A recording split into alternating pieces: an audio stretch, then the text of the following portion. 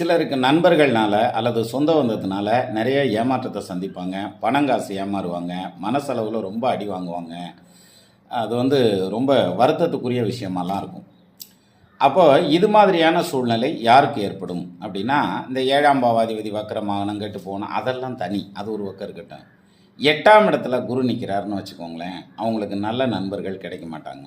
ரொம்ப செலக்டிவாக 1, 2 பேர் தான் கிடைப்பாங்க. அவங்களும் கடைசி வரைக்கும் கூட வருவாங்களாங்கிறது சிரமம். அதனால் நீங்கள் என்ன பண்ணணும்னா, உங்களுக்கு லக்னத்துக்கு 8ல் குரு இருக்குது அப்படின்னு வச்சுக்கோங்களேன், நம்மளே ஒரு டிஸ்டன்ஸ் கீப் அப் பண்ணிட்டு போக வேண்டியதான். வேறு வழியே இல்லை. ஏன்னா உண்மையான நண்பர்கள் செலக்டிவ் ஃப்ரெண்ட்ஸ் அப்படிங்கிறது ஒருத்தர் 2 பேர் தான் அமைவாங்க.